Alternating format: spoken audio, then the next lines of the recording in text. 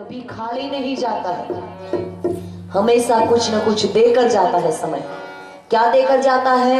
इस समय को आपने पढ़ाई लिखाई में बिताया है, समय आपको ज्ञान देके जाएगा। इस समय को आपने टीवी देखने में, इधर उधर की गप्पबाजी में बिताया है, समय आपके दिमाग में दुनिया भर का कचरा भर देगा। ये समय आप काम करने में बिताते हैं तो समय आपको धन देता है। और ये समय आप ये कहें कि भैया चलो हम तो टीवी भी नहीं देखेंगे, गप्पबाजी भी नहीं करेंगे, दिमाग में कचरा कौन भरे, चुपचाप सोते रहते हैं। अगर आपने चुपचाप सोने में समय बिताया, समय आपके शरीर में इतना आलस्य भर देगा कि आपको किसी काम के काबिल नहीं छोड़ेगा। तो क्या करें? एक एक पल का सदुपयोग कीजिए। अच्छा बताइए, जन्मदिन आप लोग सब मनाते हैं? बड़ों का चलो मनता हो ना मनता हो, बच्चे का जरूर मनाते होंगे, मनाते हैं ना? और जन्मदिन में क्या करते हैं? एक बढ़िया से केक लाते हैं, फिर जितने साल का बच्चा हुआ उतनी मोमबत्ती जलाते हैं, फिर बच्चे को बोलते हैं फूंक मार दे, बच्चा फूंक मारता है, केक पे छुरी चलती है और गाते हैं हैप्पी बर्थडे टू यू। यही तो करते नहीं भाई? यही है ना जन्मदिन? गुरुदेव कहते हैं जीवन का अर्थ है समय, यानी एक एक पल करके पूरा एक साल। जन्मदिन माने हमारे इस बहुमूल्य जीवन से पूरा एक साल कम हो गया। क्या लगता है, वो खुशी का मौका होना चाहिए या रोने का? पूरा एक साल जीवन कम हो गया। खुशी की बात है कि दुख की? दुख की। मगर गुरुदेव कहते हैं नहीं बेटा, आंसू भी मत बहाओ। जो खो गया उसके लिए अफसोस करने से कोई फायदा नहीं, खो गया उसका अफसोस करने में और समय मत खोइए। जब जगे तब सवेरा कीजिए। तो दुख भी नहीं मनाना है। जन्मदिन न खुशी का मौका है न दुख का मौका है, जन्मदिन मौका है आत्म समीक्षा का। आपको उस दिन अपने आप की समीक्षा करनी चाहिए। अब तक की जिंदगी में हमने क्या पाया, क्या खोया? जो पाया है उसको और अधिक अच्छे से पाने की और निखारने की कोशिश करनी चाहिए। जो खो दिया, जो महत्वपूर्ण चीजें पाना चाहते थे नहीं पा सके, उसको पाने का प्रयत्न करना चाहिए। अगर ये कर पाए तो जन्मदिन मनाना सार्थक होगा। बच्चों का जन्मदिन मनाते हैं चाहे बड़ों का। हमारी ऋषि परंपरा क्या कहती है?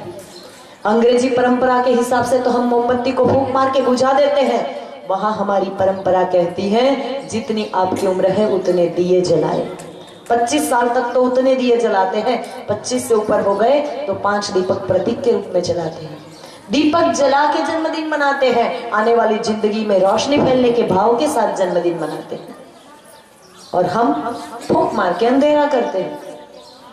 गुरुदेव बहुत शानदार बात कहते थे, पता है, बच्चा साल भर का हो रहा है, आपने केक पे मोमबत्ती लगाई है, ऊपर नाम भी लिखवाया है, बच्चा बेचारा समझता भी नहीं कि मोमबत्ती क्या है, केक क्या है, छुरी क्या है, उसको कोई लेना देना नहीं। सारा तामझाम माता पिता का, उन्हीं का तो होता है? फिर जो बच्चा जानता ही नहीं छुरी क्या है, उस बच्चे के हाथ में छुरी पकड़ाएंगे और केक पे अपने हाथों चलवाएंगे। गुरुदेव कहते हैं हम उसको सिखा रहे हैं। क्या सिखा रहे हैं? बेटा आज इस केक पे चला, कल किसी की जेब पे चलाना, परसों किसी की गर्दन में चला लेना। हम संस्कार देते हैं उसको, हम सिखाते हैं छुरी चलाना, हम नहीं सिखाए ना। तो क्या सिखाएं? पंच तत्वों का पूजन किया जाता है जन्मदिन में। जिस 5 तत्वों से पृथ्वी जल अग्नि वायु और आकाश, ये जो 5 तत्व जिसका पूजन हमने सुबह भी किया है यज्ञ में, ये 5 तत्वों से हमारा शरीर बना है। भाव ये है कि इन 5 तत्वों से हम प्रार्थना करते हैं कि हमारे शरीर में वो संतुलित रहे ताकि हम स्वस्थ रहें। फिर जितने साल के हो गए उतने दीपक जलाते हैं। भाव ये है कि हमारे आने वाली जिंदगी में उजाला हो, रोशनी हो, अंधकार ना हो, ज्ञान का प्रकाश हो। फिर 24 बार गायत्री मंत्र बोल के भगवान को आहुति दी जाती है। और उसके बाद जितने बड़े बुजुर्ग हैं सब हाथ में अक्षत पुष्प लेकर जिसका जन्मदिन है उसके ऊपर अक्षत पुष्प की वर्षा करके उसको आशीर्वाद देते हैं। एक बुराई छोड़ने का, एक अच्छाई ग्रहण करने का संकल्प लिया जाता है। यह है जन्मदिन। हमारी ऋषि परंपरा में जन्मदिन ऐसे मनाते हैं। आजकल पता नहीं हमने विदेशों से कहां सीख के ला दी एक बहुत कटु सत्य संस्कारों के मामले में। हमारे एक भाई अमेरिका गए हैं शांति कुंज से, वहां की महिलाएं उनको पूछ रही थी उनको इस बात का आश्चर्य था कि हिंदुस्तानी महिला किसी एक आदमी के साथ अपनी जिंदगी कैसे बिता लेती है। हिंदुस्तानी महिला किसी एक व्यक्ति के साथ अपनी पूरी जिंदगी कैसे बिता लेती है, ये उनको आश्चर्य था। उनके यहाँ ऐसा नहीं होता, सुबह शादी हुई शाम तलाक, कल दूसरी शादी, ये चलन है। एक महिला के अगर 3 बच्चे हैं तो पहला पहले पति का है, दूसरा दूसरे पति का है, तीसरा तीसरे पति का है। माँ एक है, पिता तीनों के अलग अलग है। ये संस्कार है वहां। जिसके अपने जीवन में कोई संस्कार नहीं, वो हमें क्या सिखाएगा? क्यों हम विदेशों का मुंह ताकते हैं, उनकी गलत परंपराओं को अपने घर में ले आते हैं। हमारे देश में कहते थे मातृदेवो भव, पितृदेवो भव, और उन लोगों की परंपरा हमने अपनाई है। आज हमारे देश में वृद्धाश्रम है। माता पिता घर में है तब तक ठीक है, काम करने लायक है तब तक ठीक है। जब बुढ़ापा आ गया, माता पिता के हाथ पैर नहीं चलते, जाके फेंका हो वृद्धाश्रम में। हम दो हमारे दो, माता पिता को फेंक दो। ये कल्चर विदेशों का है, हमारे देश का नहीं है।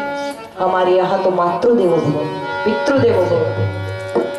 तेरा हर श्वास हीरा है मोती, ये लुटाने के काबिल नहीं है। तेरा हर श्वास हीरा है मोती, ये लुटाने के काबिल नहीं है। ये लुटाने के काबिल नहीं है, ये गंवाने के काबिल नहीं है। बड़ी मुश्किल से नरतन मिला है, ये गंवाने के काबिल नहीं है। बड़ी मुश्किल से नरतन मिला है, ये गंवाने के काबिल नहीं है।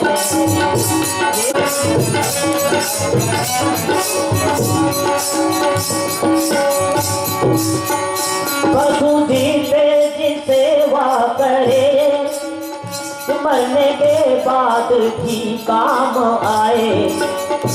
पशु जीते की सेवा करता है, मरने के बाद भी उनके चमड़े उसके हड्डियां काम आती है। हाथी के दंता के खिलौने बने भांति भांति, गले की खाना ऋषि मुनि को सुहाई है। हाथी के दंता के खिलौने बने भांति भांति, पशु के खालर मदपा नहीं बनाई है। कहे कबीरा हरि नाम के भजन भी, मानुष के खाल कछु काम नहीं आई है। पशु जीते जी सेवा करे, मरने के बाद भी काम आए। जिसने जीते जी सेवा नहीं की, जिसने जीते जी सेवा नहीं की, नरकन पाने के काबिल नहीं है। नरकन पाने के काबिल नहीं है। तेरा हर श्वास हीरा है मोती, तेरा हर श्वास हीरा है मोती, ये लुटाने के काबिल नहीं है। ये लुटाने के काबिल नहीं है।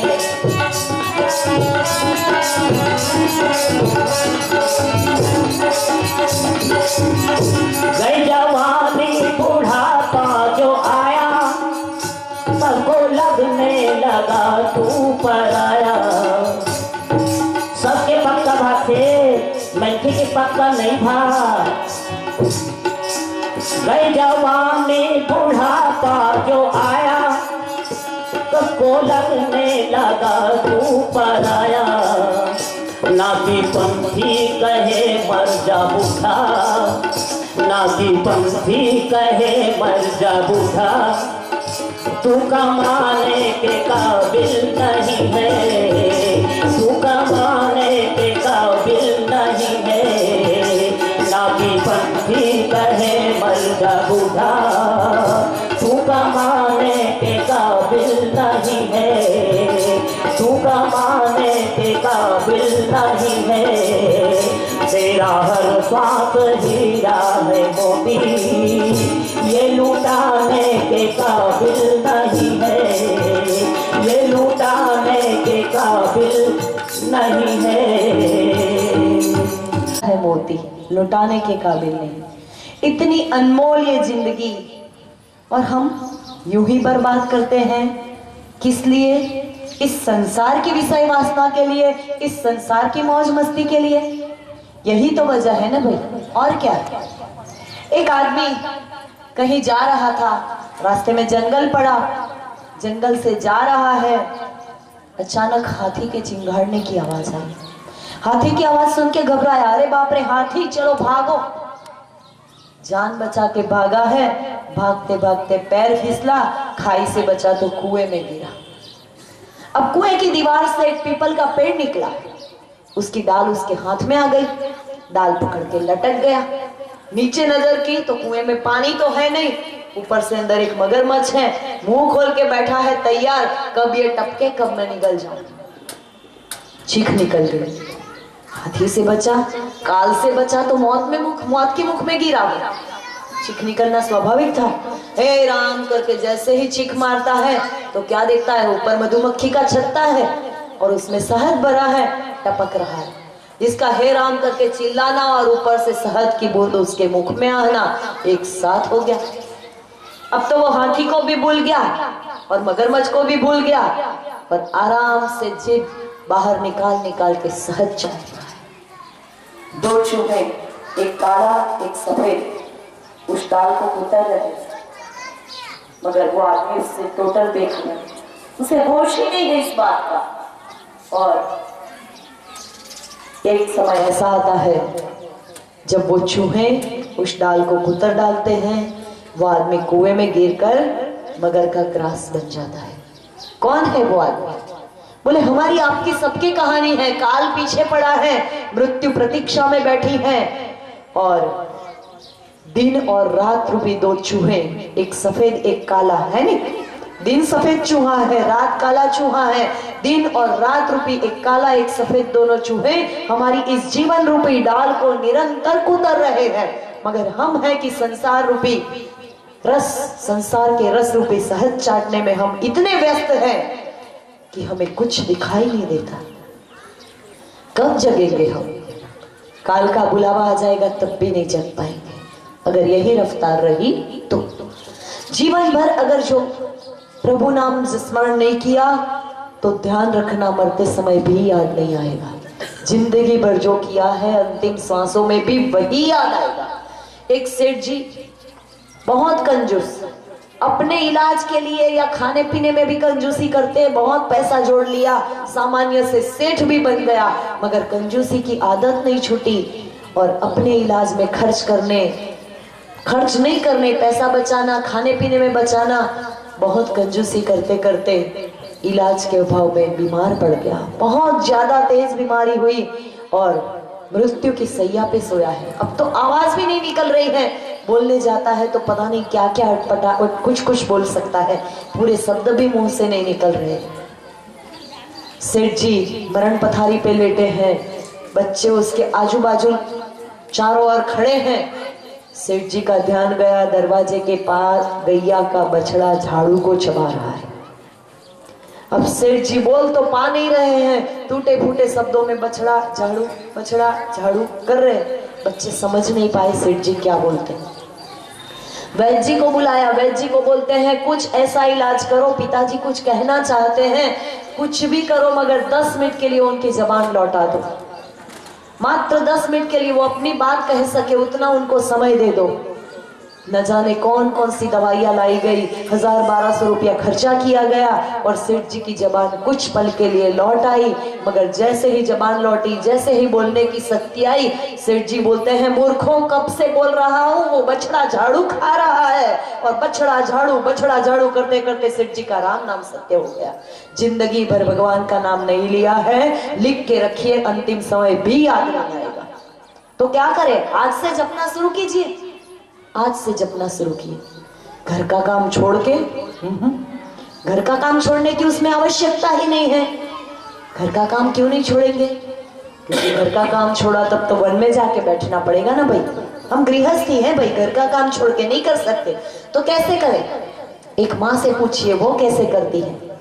जैसे एक बच्चा है, 6-7 महीने का बच्चा है, घुटनों के बल चलने लगा है, बच्चा खेल रहा है, माँ चौके में काम कर रही है, काम तो चौके में हो रहा है, ध्यान कहाँ लगा है?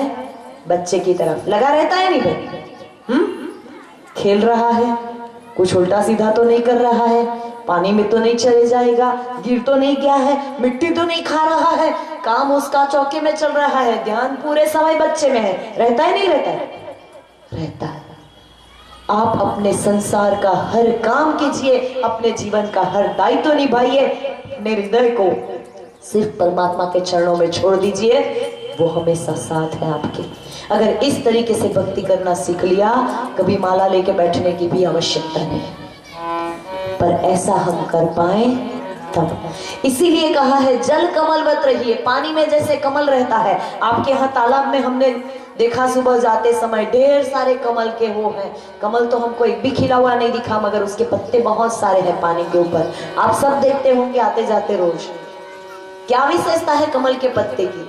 बोले पानी में रहता है मगर पानी के ऊपर रहता है, पानी उसके ऊपर नहीं टिकता, वो पानी में भीगता नहीं।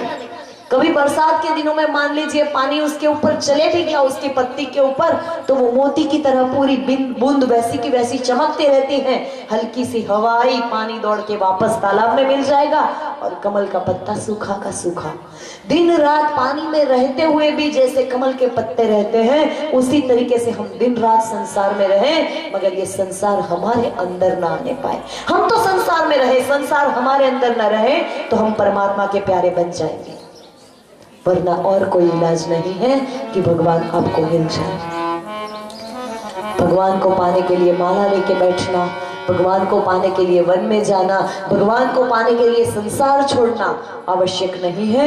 अपने हृदय को मात्र उसके चरणों में समर्पित करना आवश्यक है। उसको ना आपका बहुत बड़ा बंगला चाहिए, ना आपका ढेर सारा खजाना चाहिए, ना आपका सुंदर सुंदर पकवान चाहिए। उसको आपके हृदय में छोटा सा एक स्थान चाहिए। अगर ये स्थान आप दे पाए, समझ लीजिए जीत गए। जीवन की नैया कर दे उसी के हवाले, जीवन की नैया कर दे उसी के हवाले, जीवन की नैया कर दे उसी के हवाले।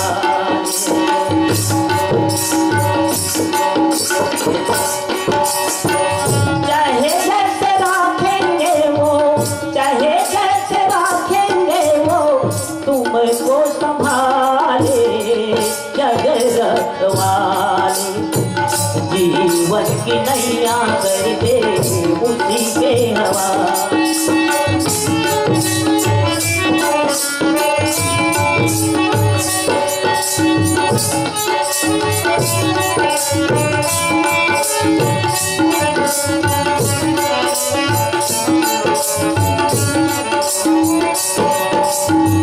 जीवन की नैया जाने कब डूब जाएगी,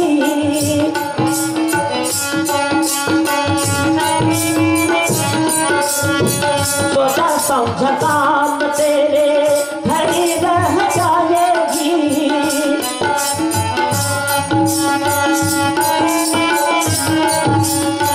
प्यारे तेरे मन मंदिर में, प्यारे तेरे मन मंदिर में, उसे को बता ले भोले डमरू वाले।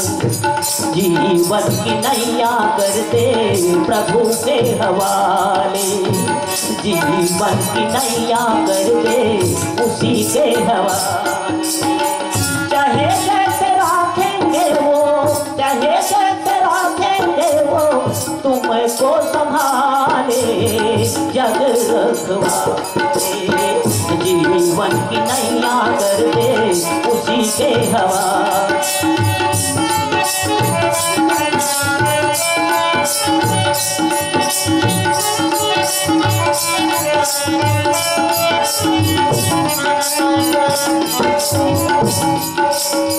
दादा ने दिया है उसको कर दे तू अर्पण,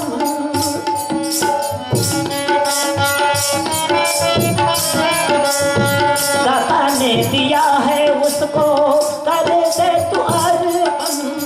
मेरा और तेरा कर दे उसी को तू अर्पण।